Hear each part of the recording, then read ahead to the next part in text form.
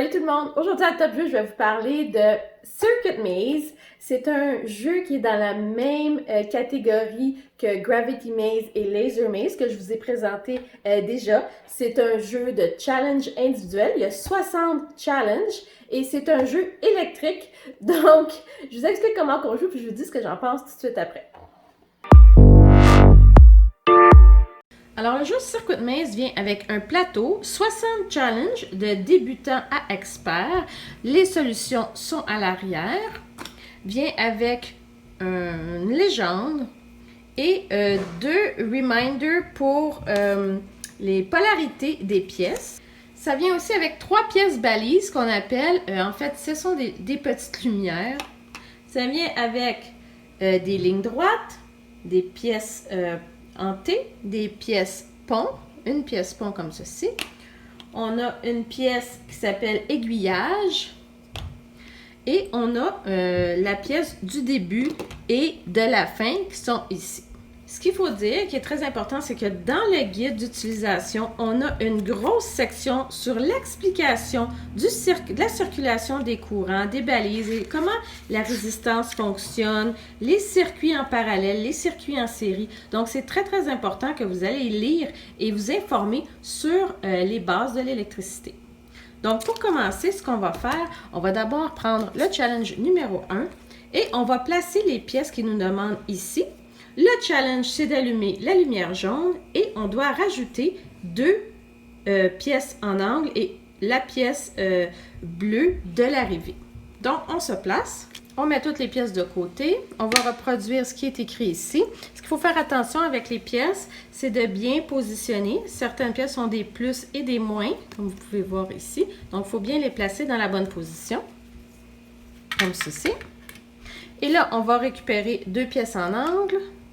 Et on a notre 3e pièce qui est ici. Et ce qu'il faut faire, le challenge, c'est de faire allumer la lumière jaune. Alors, une des bases qui explique dans le guide, c'est que lorsqu'on part de la case départ, on voit ici qu'il y a un plus. C'est important de partir de plus, plus et d'arriver moins, moins à la fin. Entre les autres, c'est plus, moins, plus, moins, plus, moins de ce qu'on est habitué. On va placer comme ceci et disons comme ceci. Et voilà, on a réussi à allumer la première lumière. Donc, le challenge numéro 1 est complété et on peut voir la solution à l'arrière. Alors, disons que l'on prend le challenge numéro 2. On voit qu'on doit allumer la lumière verte et qu'on doit rajouter 2 pièces ici. Donc, on va préparer notre plateau comme ceci.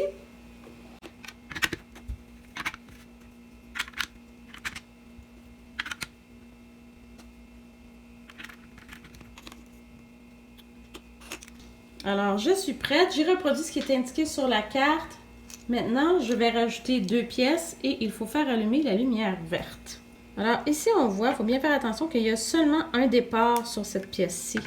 Donc, pour le moment, je vois qu'il n'est pas connecté avec rien du tout. Donc, je vais le connecter avec la lumière verte. Et comme je vous ai expliqué, pour le départ, c'est un plus. Il faut qu'il soit connecté à un plus automatiquement. Donc, je ne pourrais pas mettre la pièce dans l'autre sens pour que ça soit connecté avec un moins. Ça ne fonctionnerait pas. Je vais mettre le plus. Et ce qui me manque, c'est un lien ici pour fermer le circuit. Voilà. Alors, on peut voir, ma lumière verte s'est allumée. Donc, il y a des challenges de plus en plus difficiles, juste pour vous montrer. Parfois, il faut allumer 2 lumières, 2 balises de couleurs différentes. Ensuite de ça, comme on voit ici dans le challenge débutant, où on utilise l'aiguillage. Donc, ce que dit ce challenge, c'est que lorsque l'aiguillage est en position à gauche, la lumière rouge doit allumer et la lumière jaune et verte doit être fermée. Lorsque l'aiguillage est en position droite, la lumière jaune seulement s'ouvre et lorsqu'elle est à droite, la lumière verte s'ouvre simplement. Et ici aussi, ce que l'on dit, c'est qu'ils ont positionné, ils nous demandent de positionner cette pièce-ci comme ceci. Par contre, tout au long du jeu, on a le droit de la tourner pour réaliser le circuit. Donc, il y a certains codes qui sont indiqués ici dans la petite légende là, qui vont nous indiquer plus de détails.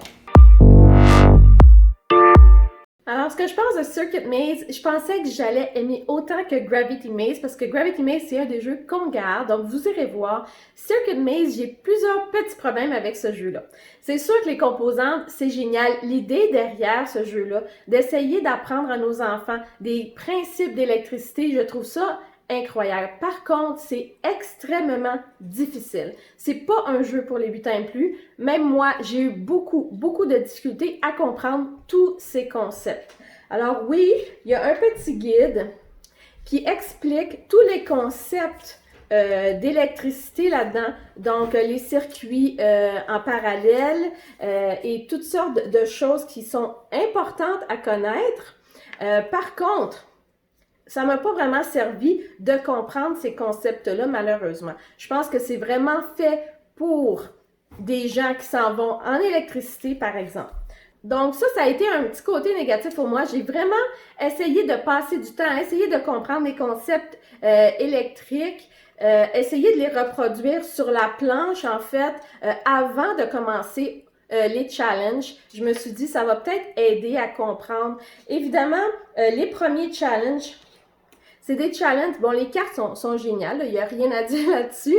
C'est des challenges qui sont simples. Donc, sans comprendre aucun concept, c'est sûr qu'on est capable au hasard, d'aller placer nos pièces pour faire allumer la lumière. Par contre, plus ça avance et plus il y a des difficultés, il y a des switches, il y a des courants vraiment complexes. Donc, malheureusement, moi, j'ai trouvé ça trop compliqué. Aussi, un autre petit problème que j'ai trouvé, ça arrive une fois de temps en temps que lorsqu'on rajoute une pièce, que les autres, vous voyez là, ça ne tient pas forcément bien. Là. Il y a plusieurs problèmes comme ça que j'ai trouvés. Donc, je ne sais pas. Je trouve ça vraiment difficile. Oui, je pense qu'on peut s'en sortir en faisant un peu n'importe quoi. Dans le fond, on tourne notre pièce jusqu'à temps que les lumières s'allument. Je ne sais pas si c'est ça le but du jeu vraiment. Parce que, oui, peut-être pour la partie débutant, donc il y a plusieurs cartes, comme vous pouvez voir. Peut-être que la partie débutant, on peut se débrouiller et s'amuser. Le reste, c'est de plus en plus complexe.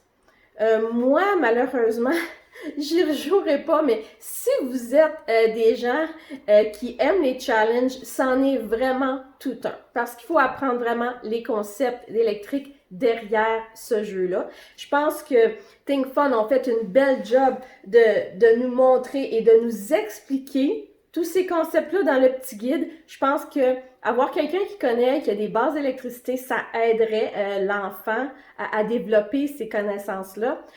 C'est vraiment un jeu de développement. C'est pour des enfants qui ont de l'intérêt pour l'électricité. C'est sûr que le concept, comme je le dis, c'est génial. Mais pour nos enfants qui n'ont aucun intérêt en électricité, je pense que c'est trop difficile. Moi, j'ai trouvé ça extrêmement difficile.